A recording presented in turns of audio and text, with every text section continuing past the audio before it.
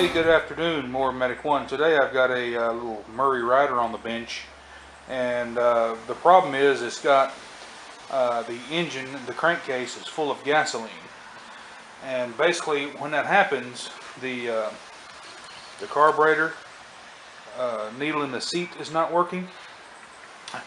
As you can tell on some of these lawnmowers, the gas tank is higher than any of the parts on the engine. So what happens is the float inside the carburetor is kind of like the float in a toilet. When the gas won't shut off, the gas will run actually through this PVC tube right here. It'll travel up into there, and it'll also travel down the intake pipe down into the intake valve. And if the intake valve is open, the gasoline's just going to travel right down the intake valve guide. Hey cowboy, what you doing? But anyway, I'm going to show you how to repair the carburetor. You 9 times out of 10 going to have to replace the needle in the seat, or the seat, and a lot of times seat replacements don't get done by a lawnmower technician, and that's part of it. So might as well do it while you're there. But a lot of times they'll do a pop off on the carburetor and they'll say, well, it's good for now, and then they won't do it, and then it comes back within 30 days leaking like a leaking faucet. So I'm going to get the carburetor off. I'm going to show you how to replace the seat in the carburetor, and we'll see how it turns out. Well, the first thing you want to do is unscrew the fuel solenoid from the carburetor. You can use this is an old Craftsman wrench that I've actually ground down the head of, and it's a 1/2 inch, or you can use some thin line wrenches from like Snap-on. I think this kit part number is LTA 805K, and the wrenches are super thin. Just undo the fuel solenoid, inspect it, and make sure it's working good.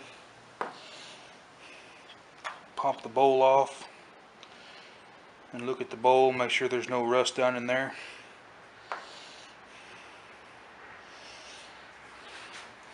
Go ahead and put your float pin through. Careful not to lose it. Pull your float off with your needle. Pull the gasket off. It's hard and cracked to replace it, which this one is. See there? It just broke. What I like to do is just thread in a coarse wood screw. Just a couple of teeth down in there. You don't have to go real deep. You don't want to spread that out and damage the carburetor. Put you something down in the hole like a cut-off bolt that's smaller than the threads, just to have something to protect those threads. And you're going to use that bolt you just stuck in there for a fulcrum point. And basically,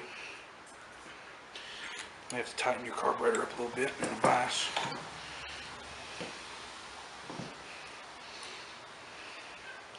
Should pull it right out of there. How you like that? Pretty cool. Once you get the carburetor kit in, basically what you want to do is open it up and inspect the parts. As you can tell, it don't come with a whole heck of a lot for the money that you pay, but their parts are needed. So it comes with a, if you notice, 2 different seats right there. You probably can't tell from the video, but the only difference between these are the inlet size. The needle fits either one, but if your engine has a fuel pump on it, you want to use the seat that has the smaller hole, or the orifice. If your engine is gravity flow, you want to use the seat that has the bigger hole, which would be this one. Well, maybe. I'm not gonna try to force it to focus, but the hole size is physically smaller. So we're going to use this one, and we'll install it inside the carburetor. Whoops, and don't drop it like I just did. Go ahead and use your installer if you have one. This one's actually for a Toro, but it works great for Briggs & Stratton carburetors as well. These new seats are tapered. They're a little bit thicker at the top than they are at the bottom, so when you go to put them in, they'll seal good. Just go ahead and press that down as far as you can with your finger, and then just find you a small little hammer, and don't be, you know, too rough with it, but you just want to tap it down until it stops, and you'll feel it. It'll just be like tap tap tap, and then you'll feel it thud. A little more, and that's it. And it even changes tone. That's all you need to do. We'll get it put back together, and we'll do a leak test or a pop-off test, and we'll see how it turns out. I've had a lot of people say, well, more medic, why don't you just put the fuel inlet to your mouth and suck on it and put your tongue on it. That should be sufficient enough to tell you whether the needle and seat's working or not. Yeah, you can do that, but I like to invert the carburetor and apply pressure. I'm going to let you see that if I can.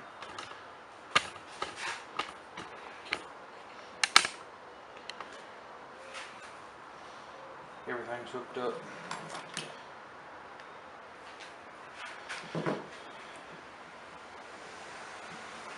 I'm going to put about 10 pounds of pressure on it. I'm going to show you at the point where it pops off. Pops off about 7 to 8 psi. And it should hold steady right there.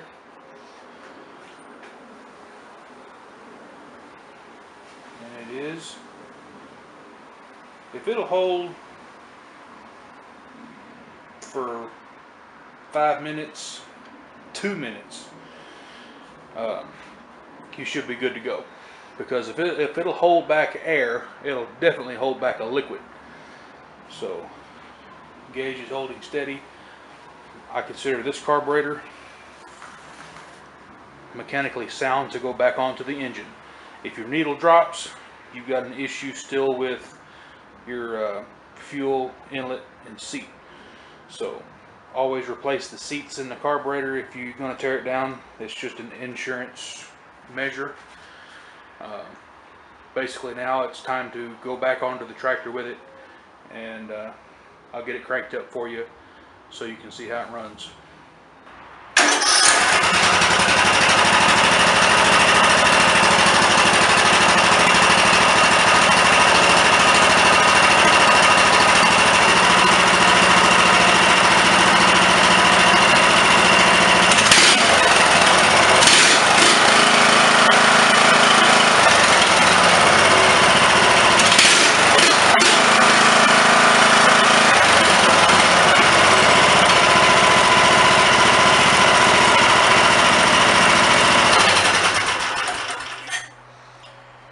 Runs pretty good. You don't want to run it very long, of course, without the blower shroud on there, but a few minutes won't hurt it. But if you have any questions about carburetors on Briggs & Stratton engines, or if you're having a problem with one, just let me know. More Medic 1. Y'all have a good day.